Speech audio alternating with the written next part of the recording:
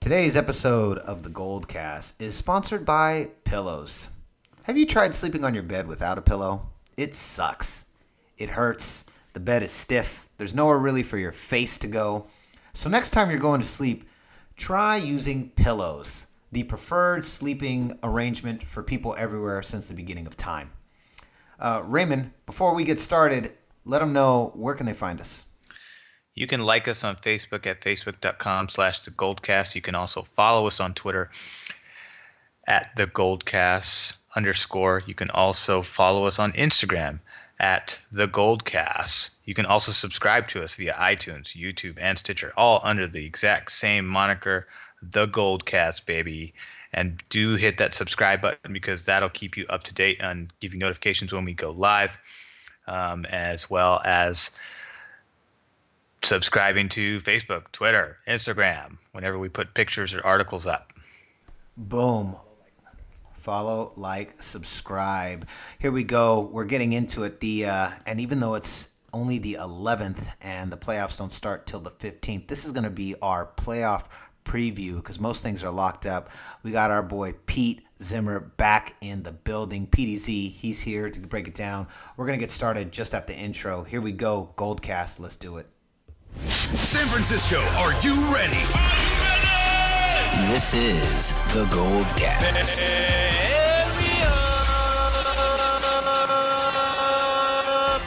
Boom! Welcome to another edition of the GoldCast. We are the voice of the Bay. I'm your host, Rudy Solis III, and with me is my brother, my co-host, Raymond Solis the first, baby. and our special guest, PDZ. Pete's in the building. Welcome back, buddy. Hey, thanks for having me. Hell yeah. All right, so The Zimmer Man. the Zimmer Man, the Z-Man. So here we go, guys. So another edition of the GoldCast. If you're listening to the GoldCast, you're here because you have come to this place because you want biased opinions. We are not here to pretend that we like other teams. We are proud supporters of the Bay. We're proud supporters of Bay Area teams, even though we don't always necessarily agree on those same teams in the Bay. This is the destination spot for Warriors, Giants, Niners, Raiders, sometimes even A's. So here we go. Let's get into it. NBA playoff preview. It is Tuesday, April 11th. And the guy, it's pretty much locked up in the West. We're going to start with the Warriors. First game is on Saturday. So playoff standings as it goes right now, guys. We've got the Warriors, obviously, in first place. We got Spurs, second. Rockets, third.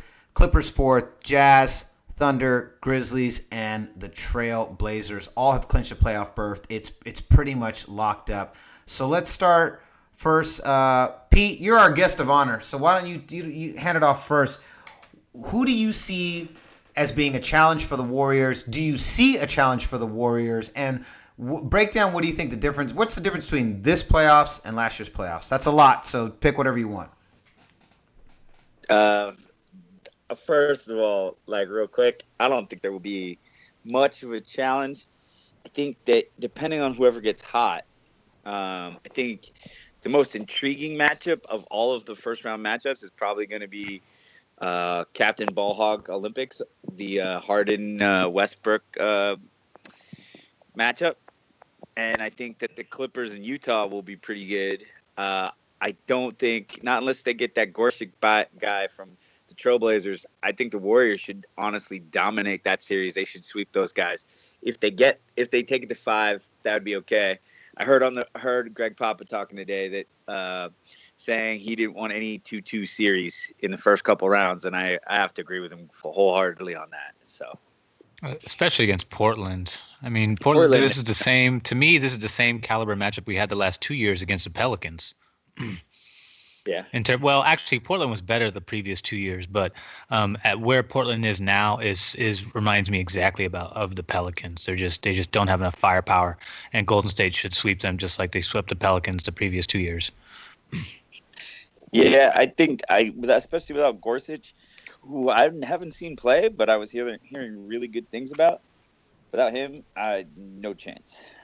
No chance at all. Definitely not in the first round. And I agree. I think the most intriguing matchup is Rockets Thunder for ball hog supremacy. Yeah, for ball. Well, actually, I think, it's funny you guys mentioned ball hawk because Harden, and to me, seems more a legitimate MVP candidate this year than in the previous two. And I think the biggest reason is because he's really sort of solidified himself as more of a traditional point guard. I think he still hogs the ball, but not necessarily the way he did the previous 2 years when he was sort of cementing himself as, hey, now I'm a starting point guard. Let me show you what I can do. And a lot of that credit, I think, goes to Mike D'Antoni, who did the same thing to Steve Nash when Steve Nash came from the Dallas Mavericks over to the Phoenix Suns. I followed Steve Nash when he went over to the Phoenix Suns, and he basically turned Steve Nash. Steve Nash. Part of it is obviously Steve Nash has incredible skill, passing and shooting, but at the same time, he went to a team that couldn't do anything, and turned them into legitimate contenders and won 2 back-to-back MVPs. Yeah, but you can also thank. First of all, I don't think we talked about this last week, and it's changed for me since I spoke with you last, Rudy. I think Westbrook has pretty much all but cinched up the MVP. And the other person you can thank is not just Mike D'Antoni for the improvement in James Harden's game. You can also thank Dwight Howard for leaving because because he hated that dude. So you can. Man. I think everybody hates that guy. Oh yeah, man, I don't understand. He seems like a really nice guy, and then everybody hates playing with him. Because he sucks. He sucks as a teammate, and the problem is he does it with a smile. That just doesn't. Yeah, that's what it is. I think that rubs people the wrong way. He literally does it with a smile. He literally does it with a smile. I think also the problem with Dwight Howard is that Dwight Howard, I feel like he gives off the impression, whether or not this is true, I don't know. I've never talked to Dwight Howard, but he gives off the impression that he doesn't want to play basketball. That he's like, well, I was just this big and I was just this good and I had nothing else to do. My Saturdays were open, so I just played basketball. You know what I mean? Yeah, he'd probably be happy dorking out at some fucking Comic-Con somewhere doing something like that. Just being as happy as long as he can be obsessed with it. But when you're 7 foot and you're built like an actual Mack truck, it's kind of hard. Yeah, well, I think some of the pressure got to him too because he was projected to be, the next Shaq, if not the next, the next guy to succeed Shaq, is to surpass Shaq because his size was even more formidable and more impressive than Shaq's, and he just never lived up to the hype. Although he did have some really good years in Orlando, and after he left Orlando, it just kind of was downhill from there. He still puts up good numbers. He's just a shitty teammate. Yeah, exactly. Because, dude, James Harden, as soon as he left town, James Harden was like, dude, thank God that guy's gone. James Harden could give 2 shits less about him last year. And that guy's probably the best guy to throw a lob to in the game. And that's about 40% of the offense in Houston right now. They couldn't seem to work that out last year. So no, not at all. Houston's an interesting matchup. And let me ask you guys, how do you guys feel about the Spurs this year? I just feel like despite their 61 wins, they're just not really a threat. Am I alone in this feeling? No, I don't think so. And I think everyone kind of feels the same way. They're doing what they're doing good because they have a terrific system. The problem is they don't have the stamina to go the distance the way they used to. Tony Parker in the last win against Golden State, Tony Parker I think played 24 minutes and he had 0 points in 24 minutes. That is very unlike Tony Parker of old. These guys are just old. Yeah. Well, you got to think about it. That guy was having at least 2 seasons. Stealing people's wives and playing for the Spurs. It's a lot of miles, man. You get worn out, man. And the brother can only be around to just keep it up for so long. He's not as old as Ginobili, and Ginobili looks like he could still play, but Tony Parker cannot. But his whole game was predicated on speed and quickness. So once that goes, it's like there's the cliff. You might as well walk off it. Yeah, and part of the problem too, I think, is that right now the Spurs, they're just not a sexy destination spot, and Cleveland and obviously Golden State are sexy destination spots. This is why you have players that want to play there, and right now they're not. So, this year they didn't really attract anyone big. It didn't even look like they really went aggressively for anyone big. Guys. They got good guys. They just don't have any outside of Kawhi Leonard. Do they have any superstars? Like outside of Kawhi, like a legitimate superstar? Like, Well, Pau Gasol is good. okay, hold on. Pau Gasol's Pau Gasol's good. an all-star. Pau Gasol. Can you hear us? Yeah. He's old, but he's good. Pau Gasol's. He can still play. Yeah, Pau Gasol's good. He's not a superstar. Like Kevin Durant's a superstar. Steph Curry's a superstar. Kyrie Irving's a superstar. LeBron James is a superstar. Kawhi Leonard's a superstar. Pau Gasol's not a superstar. He's past his prime. He's good. Aldridge is soft, dude. That guy's tissue paper soft. Bam. And I think that's the problem, is that outside of Kawhi Leonard, there isn't really another superstar on that team that can really help anchor that team. And get them.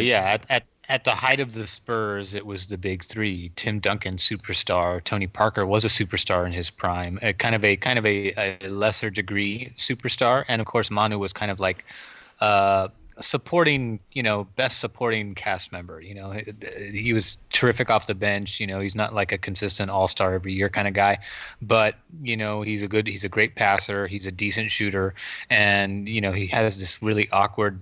He moves in this really awkward way where he could just make these really, in his prime, he could make these really incredible shots off balance, just doing these weird movements.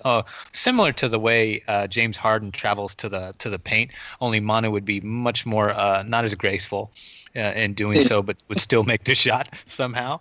But they just can't do that anymore. Aldridge was a great addition, but he's, like you said, he's not star power. Pau Gasol's past his prime, but he's still a solid contributor.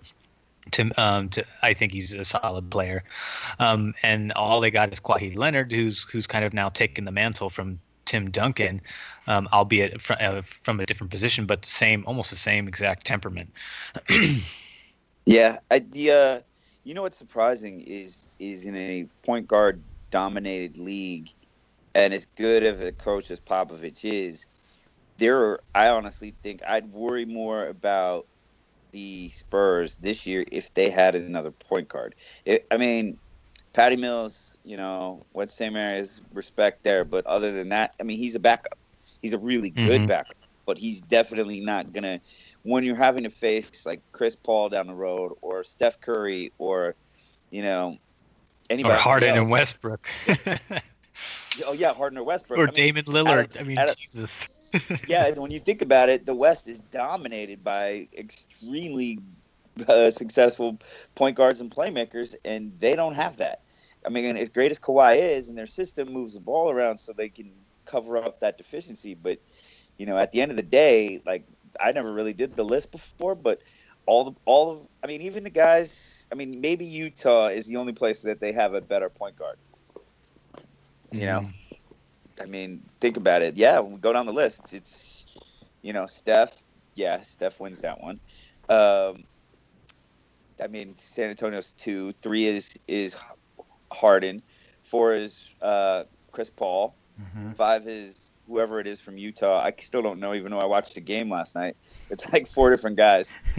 I would put Damian Lillard above Utah. Well, yeah, no, I'm just saying if you go down the list of 1 through 8, who's San Antonio's point guard is better, Every team except for Utah, their point guard is better, like a lot better. Like, we're talking like they all have a superstar point guard except for Utah. That's a really good point, and you're definitely right. Let me ask you guys a question. Who do the Warriors see in the Western Conference Finals? I think it's the Rockets, but I want to see who you guys think. I think that team's a year away from doing it. Yeah, I think it's still too new of a system. I think they get past OKC though. Yeah, I think the Rockets beat OKC easily. I think that's 5. If that goes 6 games, that'll be because Russell Westbrook's playing out of his mind. Mm-hmm. So who do they see in the Western Conference Finals? I'd like to say San Antonio. I would, my dream scenario. Hit it. Of this year's playoffs, I would like to see San Antonio and shut those fools up, and then I would like to see Cleveland. And like I said before, they better not fuck this up because I'm gonna be pissed. Cleveland doesn't get their shit together. When I fuck up my season, I'm gonna be mad. Yeah, and in terms of team skill, I would say San Antonio, but we just went over the point that they don't have the stamina and endurance to go the distance anymore. So I would not be surprised if they don't make it to the Western Conference Finals. And if they don't make it, then I would probably put my money between I'd probably put my money on Houston. They're the only one that seems. I mean, Memphis actually plays really good defense. They just don't have a lot of offensive power. Yeah, but they've got better. But I have to agree with you, Ray, on the point. And Memphis plays Golden State really well every year, even though they lose majority of those games. That's true. That's the one team I don't want to face. Yeah, I wouldn't want to get in their face on that. Not at that level, because then they're going to have a whole new psyche. Being that far, the regular season they already play us with a fearless kind of like, we don't care, we're going to give you all we've got, but to have that mindset going with them in the Western Conference Final, I think would give Golden State a little bit of trouble getting past them. I think they would still win, Golden State, but that's a series that could easily go 6 games, if not maybe even 7. Yeah, that would be a tough series. I think they just don't have the outside shooting still. Memphis doesn't, in my opinion. But I really believe, man, that if it's not San Antonio, it's probably be Houston, which would suck because that'll be a freaking free throw shooting contest. And you want to watch Clay actually have the only time he gets mad at refs is when he plays James Harden. The rest of the time, you can't tell what Clay is thinking. But when he plays James Harden, he gets mad. And it's because they call fouls on him that aren't fouls. Because James Harden just runs into guys and they call a foul on him. So, right, and it's annoying. And Clay is, God, he is so textbook surgical in his form, whether it's defense or offense. This guy is so textbook, and Kawhi Leonard is the best NBA player, meaning two-way player in the NBA, and number 2 is Klay Thompson, and he is not that far behind. That's a really good point. He's just I think Kawhi Leonard is just a little bit more freakish athletically, which is the only difference. But, I mean, Clay is that much better of a shooter that it makes it a very small gap. It balances it out because, Clay obviously has the offensive prowess and he has the 3-point skills that Kawhi does not, Yeah, but Kawhi, I mean, his turnaround jump shot has become pretty freaking lethal. And there was a guy in Chicago who was pretty good at that, and in LA, who once they mastered that turnaround fadeaway jump shot, they were making points for a lot of years. Right, and Kawhi obviously has a different role. Clay's a shooting guard. Kawhi is a distributor / scorer. And he plays defense. And Clay's kind of he's a guy that has to create shots for himself. And because he has that sort of unassuming demeanor, I think it works to his benefit, even when he is trying to get the open shot, because you're focused on whether Curry's going to do something like that, or whether big ass Kevin Durant is going to do something now that he's back and looks pretty fresh, a little rusty offensively, but still these legs look great. But Clay, on the other hand, is the silent assassin that just kind of stealths his way into a shooting position, and whether it's off balance or whether he gets to square up, which is majority of what he does because he's that good. He is the second best shooter in the league. Mm-hmm. Yeah, true. It's very, very easy to lose track of him. Very much. Well, he doesn't need the ball. I mean, he touches the ball and the ball's out of his hand. And it's okay, he had the ball for all of I don't know, a second and a half, and the ball's up and going through the basket. I mean, the ball actually in his hand is nothing. The 60-point game, I think he had the ball for what? I forget. 11 minutes. 11 minutes. 11 minutes or 11 dribbles. I think it was 11 dribbles. Is that what it was? Yeah, something ridiculous. Some stat, when I heard it, I was like, that's not even humanly possible. And then I kept watching all the when they splice together all the points and they show that all over the Warriors website. I was watching it and I was like, geez, that's really not a lot of time having the ball in your hand. I didn't even see him dribble. They just kept throwing it to him and he kept shooting. Exactly. Him and Clay are the 2 best catch and shoot players in the association. And they're on the same team. Good luck with that. Yeah, good luck with that. Poor Damian Lillard. bad because he's actually a really stand-up player. He's the type of guy that could easily be a Warrior because of how much of a class act he is, and he's unselfish, and he's a total team guy, but he just plays for a crappy team. Like his cast sucks. They even brought Festus Ezeli over there, and he didn't do nothing. Hasn't done nothing. I think he's injured, or he was injured. Oh, the Gorsuch guy? Yeah. Festus Ezeli. Oh, did they? Yeah, Festus is out for the year. The only one who, Festus is out. The only center who's actually doing good is Mo Spates, who's actually putting up more offensive points with the Clippers. Well, yeah, and he also told him to shut the hell up, which I absolutely loved, which is why Mo Buckets will always be a legend in Oakland. He's like, why don't you? Hey, by the way, he basically told them in the beginning of the year, it was the best quote ever. Like, you guys complain to the refs, and it doesn't seem to be working because we kicked y'all's ass the last couple of years. Why don't you try something different?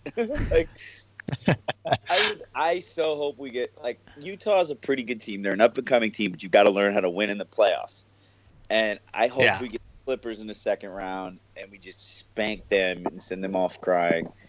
That would make me so happy. The Clippers just drive me nuts. Oh man, they've always driven me crazy. Even when they first started getting really good, because when they first started coming up, I was like at their height. I moved here in LA in 2012, and I mean it was just, man, the bandwagon for the Clippers was huge. And even then, I was like, I cannot stand this team. This is like Laker light, and it's not even good. I was never a fan. And so seeing the dominance of the Warriors over the Clippers has made me so happy.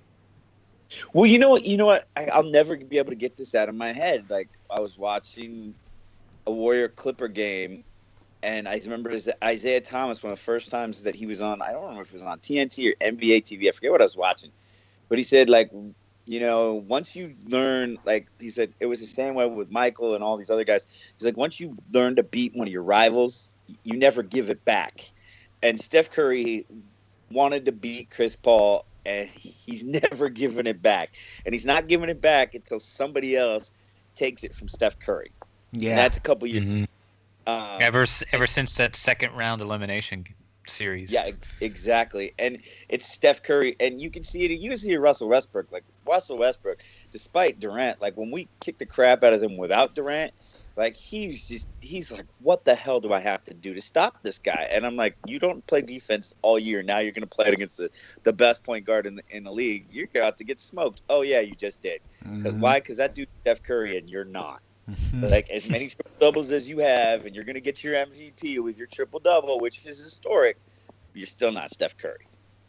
Exactly. You still don't make your guy. You give more assists than Steph Curry, and you still don't make your teammates better. That's extremely well said. That's perfect. Because you might average more assists and more rebounds, and you still don't make your team better. That's scary.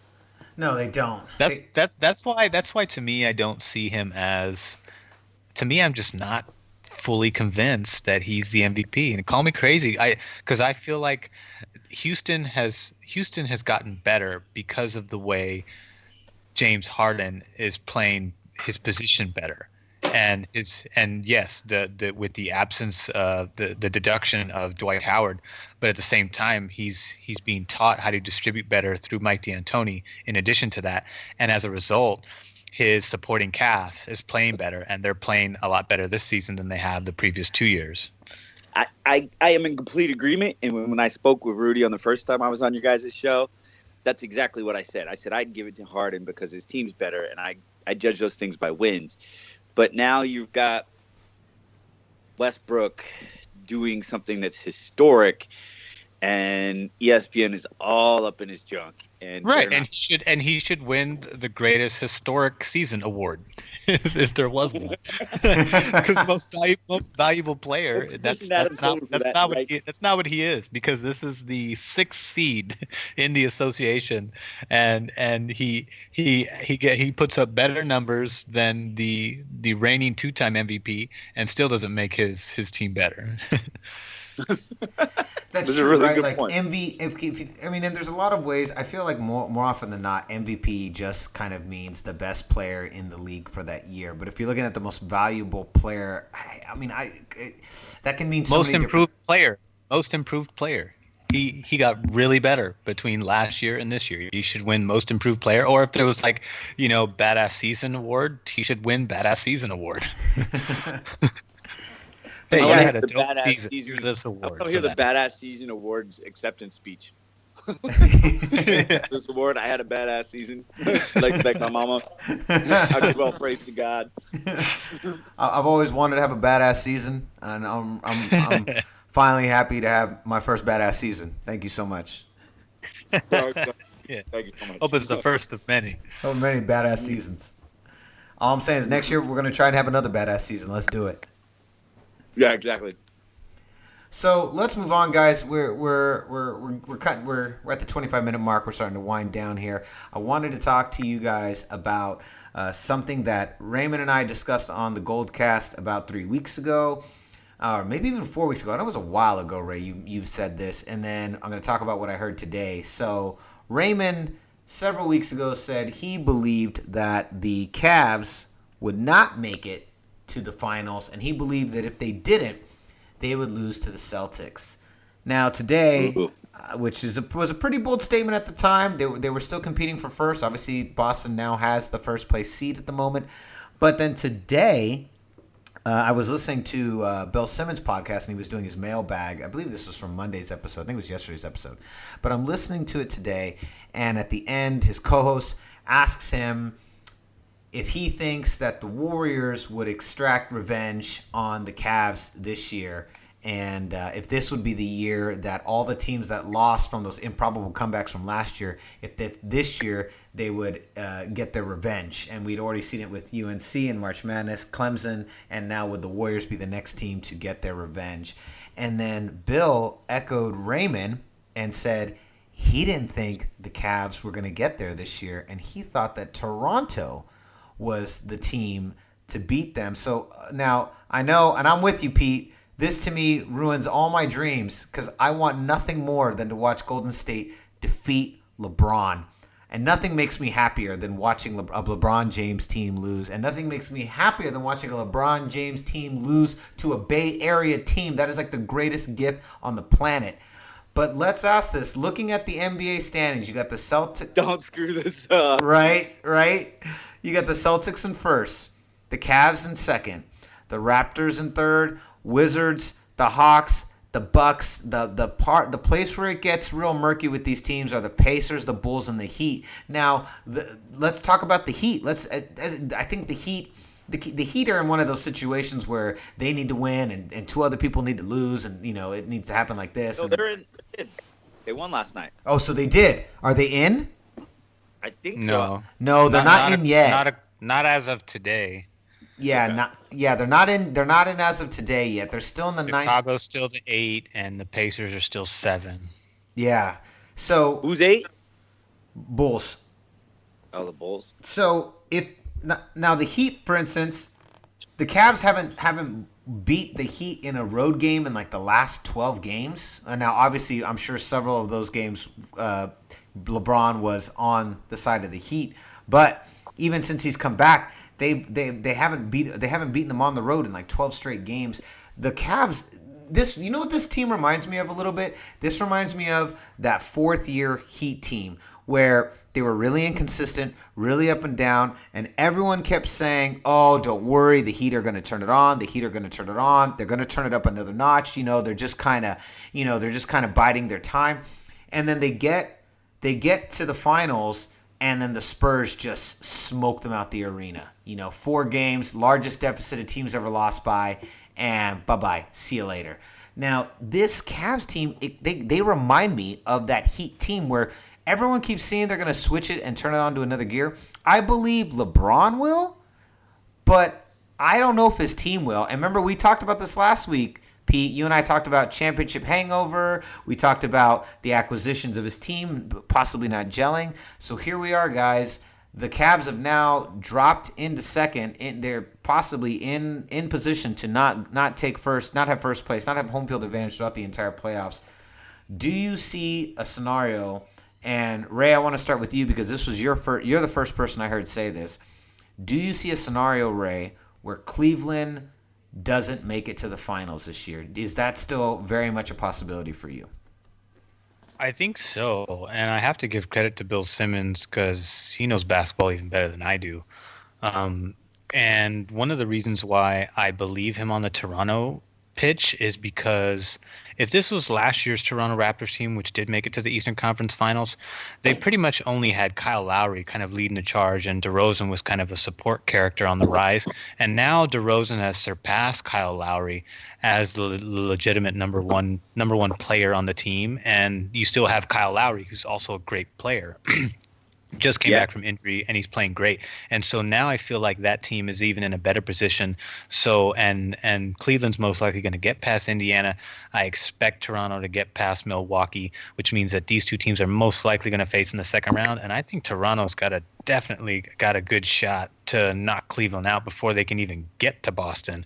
And that's assuming that Boston can get past let's see. I would say Washington is probably the biggest threat out of that group. Yeah, Washington's playing pretty good right now. John Wall is playing his best basketball ever. Right. There's a lot of young cats Waiting coming for up on that the guy rise to in the good East. because he has every skill in the world. But when it comes to Cleveland, like I was hearing all day today on the radio, and I didn't think it was a big deal. But I mean, when you think about it, Cleveland partied really hard after their championship last year. So what do they do last night when they go to Miami and they're not playing? LeBron takes Kyrie Irving and a bunch of the other guys out to like the biggest club in Miami and parties with them all night. I'm like, they're not taking it seriously. I mean, LeBron basically is running the show there, gets to do whatever he wants. And he's got enough skill where he can turn it on at any time. These other guys, they don't. They're not LeBron James. I mean, LeBron James is the best basketball player on the planet. He can turn it on whenever he needs to. The rest of these guys can't. I mean, these guys got to work. They've got to work together, and they're not putting in the work. So, Golden State is like eat, drinking, and sleeping finals, and Cleveland is drinking up the overtime loss while resting their superstars. Right. Exactly. And the other thing is that the East is a lot better than it's been in a lot of years. I mean, Boston. I mean, that we're discussing 5 teams in the East that are legitimately good. That's different. Last year there was one good team. That was it. Yeah.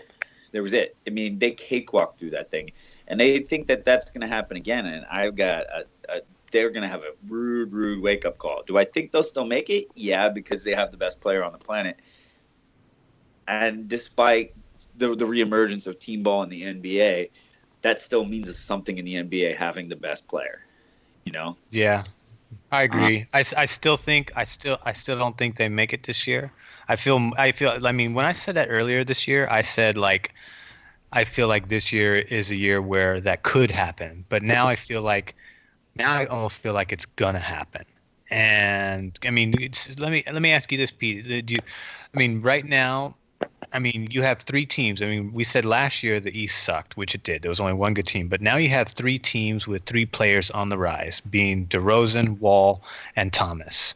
Of those 3 teams, do you think that I think 2 of those teams, being Boston and Toronto, can knock out Cleveland? I don't think John Wall and Washington's ready yet, but they're pretty close. I'd say another year, and they'll be a big. I think they can definitely push them. I think I'd have to agree with you. I think either one of the 2, either Boston or Toronto could. I think Toronto probably has the best chance because they're finally healthy. And they have 2 guys who can score at will at any time. They can score with them, and they play pretty decent defense. Boston can, because of the way they play.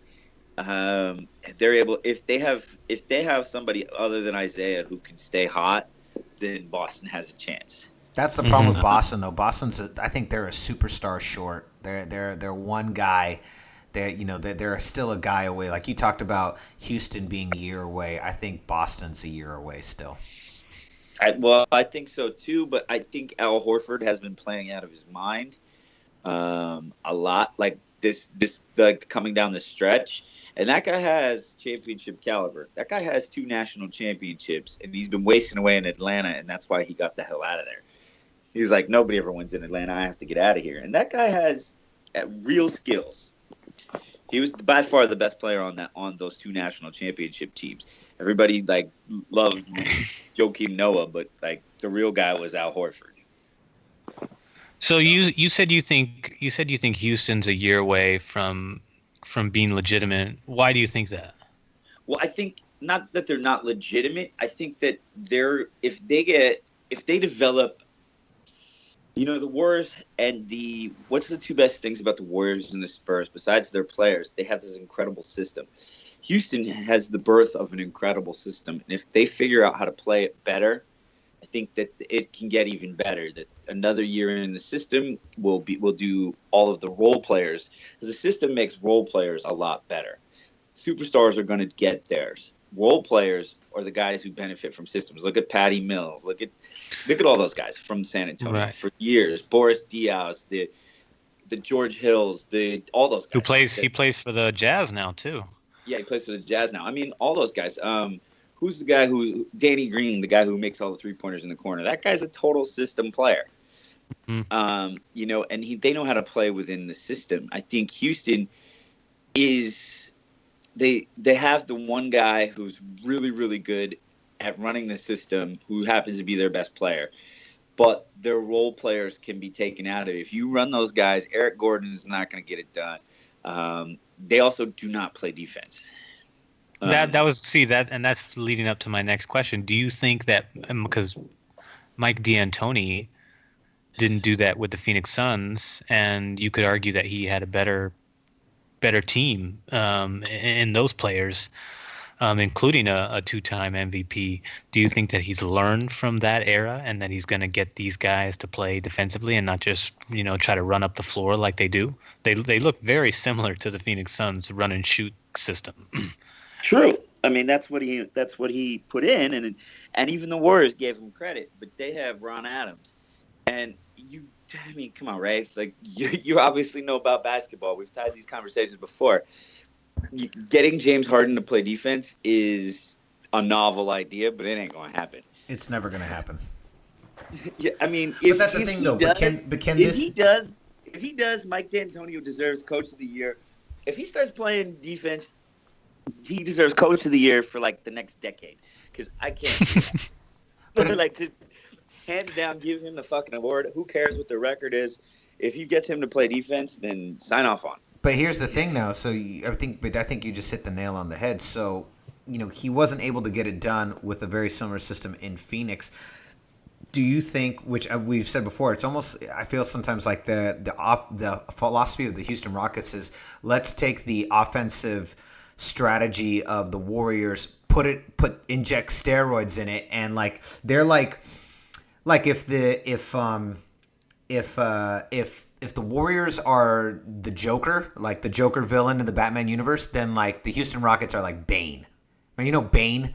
Bane is like, he's just this giant, roided out beast. Like, I feel like that's what the Rockets are. They're like the Bane version. If these are all DC supervillains, then the Warriors are like the Joker, and then you have to look at Houston like Bane. They're like Bane, and so that's what would make it a series between the Warriors and the Rockets fun to watch. I mean, there'd be 140-point games. But you got to understand that the Warriors, the last couple times they played them, they just all they did was run those guys off the 3-point line, and they had nothing else. And at the end of the day, like you run them off the 3-point line, get in their face. Contested 3-pointers are hard to make unless you're Steph Curry or Klay Thompson. Yeah, but then doesn't that go to our point that that even if they master this system more next year, that they're still, because they're fundamentally just so offensively driven and just very they just don't care about defense at all, that it puts them in a position that while this will be a flashy team, they might never be able to get it done because they ignore defense. Oh, that's why the Suns didn't get it done. Mike D'Antoni, unless some sort of crazy superstar like Kawhi went to Houston, like I don't see him ever raising the trophy, the Larry O'Brien trophy. I never see that happening. I think that you could see them in the Western Conference Finals because Houston could run San Antonio out of the building. especially if not this year, definitely next year. As they get a little older and slower. I mean, his powers are only gonna grow, but the supporting cast around him, they just keep getting older guys. I mean, as much as I love David Lee, he's one of my favorite dudes in the league. He's a great player. He can't go. He couldn't guard anybody. Like, no, he couldn't guard my grandmother, and she's in a wheelchair. Like, he just can't. Like, and she's blind. She wouldn't even know. He still couldn't guard. Yeah, he's a great mid-range shooter, and he's great in the paint, but he cannot defend. He's a great passer, and he's a great teammate, and he still can't defend anything. Like, he couldn't protect himself with a flak jacket and a shield. Nothing. Like, so but, true. I mean, Pau Gasol is just going to get older and slower another year. So Houston might be able to take over that mantle. But I've been saying that about San Antonio for years, and every time I think that, like, okay, San Antonio's demise is coming, it never happens. And that speaks to the greatness of Greg Popovich. But yeah, Greg Popovich, and they also have a good GM. They still have some free agent appeal, obviously, because people see that and they say five rings out of 6 chances in 15 years, and that's still the best championship win ratio in the association in that stretch. They are the gold standard, man. Despite all the times that LeBron James has gone there and failed. 3 out of 8 chances, something like that. Well, no matter what, I know we all agree that Cleveland, they will die, they will fall this year, but it has to be in the finals against the Warriors, and we will settle for nothing less. If the basketball gods are just and true, which they've denied me so many times. I mean, but let's hope that we get this, because it would be extra sweet. I mean, the NBA. Well, the other thing I heard today, and I like your opinion on this, guys. I was hearing this. This was a big thing on, like, I don't really like JT the Brick, but he's on when I'm in the car most of the time in the morning. He's all right. He's better than Haberman and Middlecoff. Yeah, and he was saying, that, and I heard this all day because they kept bringing it up all day about the that the ratings are down for the NBA, that they might, and with all the rest and all this other bullshit, that they're gonna, the refs might get involved in this series, if you believe in all these conspiracy theories things, to make sure that the Cleveland Cavaliers get into the finals.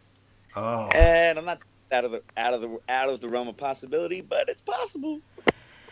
I mean, it wouldn't be the first time that's happened if you believe certain refs and certain biographies and certain books, so it wouldn't be the first time, but it would be. I mean, honestly, if any team would get a lot of calls, I mean, outside of Houston, it's still going to be a hard. It's still a hard scenario to orchestrate, considering the rise in competitive talent in the East this year as compared to the previous 2 years. True. I mean, this is by far the only year where I will actually be interested in what's going on in the East.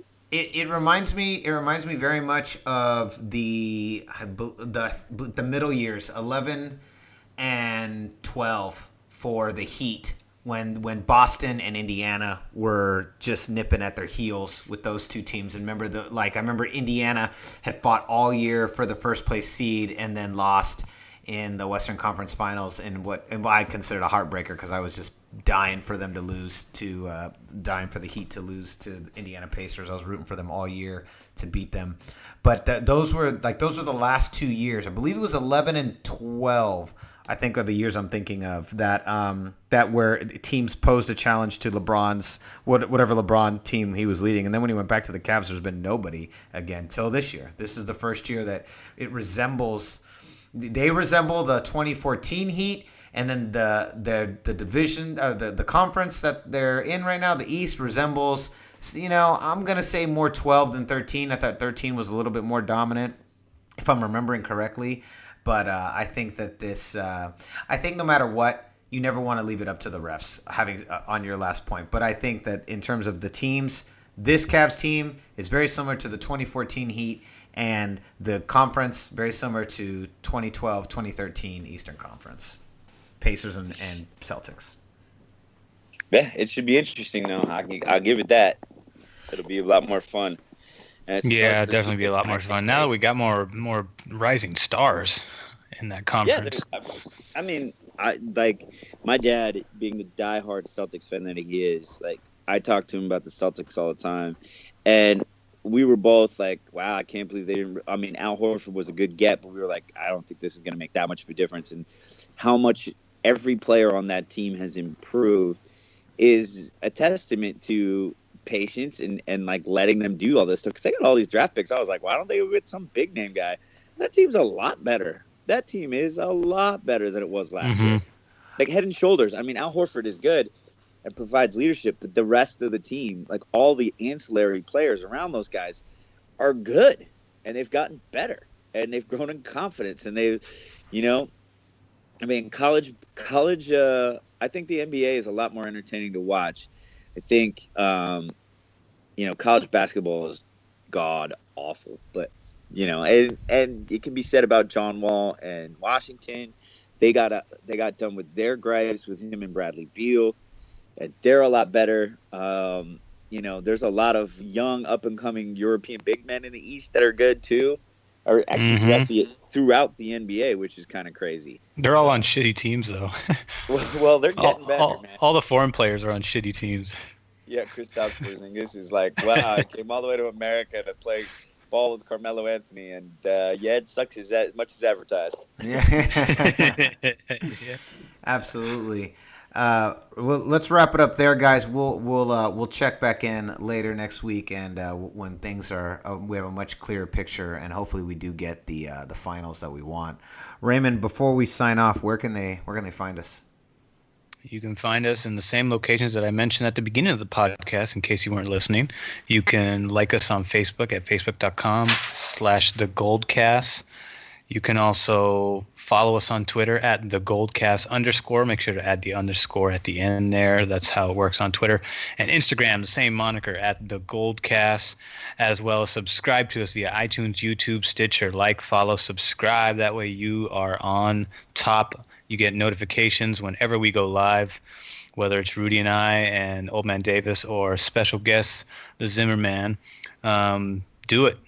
It's good for you. Subscribe, you fuckers. Hey, Ray, where can they find you?